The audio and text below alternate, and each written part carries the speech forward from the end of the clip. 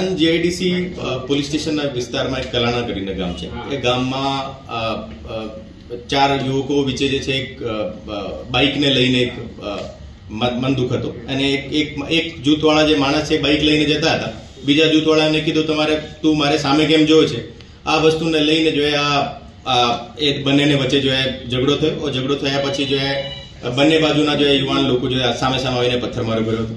એને આધારે જો સામે ફરિયાદ દાખલ થયેલી છે અને અત્યારે જો ગામમાં કોમ્બિંગ ચાલુ છે. હું પણ ત્યાં વિઝિટ કરીને આવ્યો છું અને મારા ડીવાયએસપી, એલસીબી, એસઓજી અને સાણંદ જીઆઈડીસી અને સાણંદ ટાઉન અને બોપલ પોલીસ સ્ટેશનની ટીમ ત્યાં હાજર છે. અત્યારે કન્ટિન્યુઅસ બંદોબસ્ત ચાલુ છે. ગામમાં ખરેખર શાંતિ છે. એક પણ અત્યારે કોઈ વિષય નથી અને અત્યારે જે લોકો જે શંકાસ્પદ છે એવા લગભગ 30 લોકોને અમે ઉપાડેલા છે. એની પૂછપરછ અત્યારે ચાલુ છે. જેની સંડોવણી હોય એને એક પણ છોડવામાં આવશે નહીં અને ગામમાં ખરેખર અત્યારે શાંતિ છે. કારણ શું છે કે છેલ્લા 1 વર્ષથી બંને વચ્ચે બંદૂક છે, આ સામે નાની મોટી તકરાર થતી? એમાં જે સોશિયલ મીડિયામાં એકબીજા જે પોસ્ટ મૂકતા હોય જોઈએ, જે ખરેખર જે વર્ચસ્વની યુવાનોને વર્ચસ્વની લડાઈ છે. ખરેખર કે એક જૂથના યુવાનોની જે છે આ કે ભાઈ અમે વધારે ફેમસ છે સોશિયલ મીડિયા પર, બીજા રીતે વધારે ફેમસ છે. આ રીતને લઈને જો એ બંને વચ્ચે મંદુક છે અને અત્યારે આ ઘટનાની મૂળ સુધી જઈને જો એ બંને ગ્રુપ વચ્ચે આ પણ કોઈ પ્રકારનો વિષય હોય એને સોલ્વ કરવા માટે પોલીસ જે તમામ રીતે પગલાં લેશે.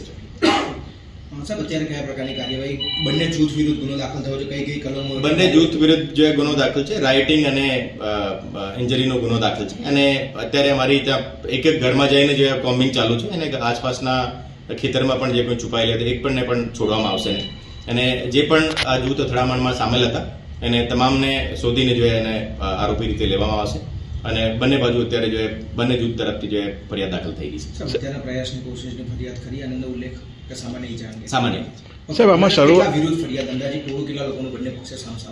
બંને બાજુ લગભગ 30 થી 35 નો ટોળો હતો અને એને અલાવા જે કાવતરૂમાં જે પણ સામેલ એને પણ જે ગુનામાં લેવામાં આવશે. સાહેબ, વિડીયો જે વાયરલ થયા છે એમાં ધાબા ઉપરથી પથ્થરો મારતા એકબીજાને દેખાઈ રહ્યા છે, તો એ વિડીયોના આધારે આઈડેન્ટિફાઈ કરીશું આપણે? કઈ રીતે કરીશું? એ વિડીયોમાં જે તમામ વિડીયોમાં અત્યારે એક કરીને અમે ભેગા કરીએ છીએ અને જે પણ એમાં માણસો દેખાવે છે તમામનો આઈડેન્ટિફિકેશન અત્યારે ચાલુ છે. એમાંથી ઘણા બધાને ઉપાડી પણ લીધા છે અને બાકી જે બચેલા છે એને પણ ઉપાડી લેવામાં આવશે. આમાં સાહેબ મહિલાઓ છે અત્યારે પકડાયેલા કે ફરાર હોય? એમાં મહિલાઓમાં અત્યારે ખાલી મહિલાઓથી અમે પૂછપરછ કરીએ છીએ અને એમાં જે આરોપી રીતે છે બધા પુરુષ છે અને એની અત્યારે શોધખોળ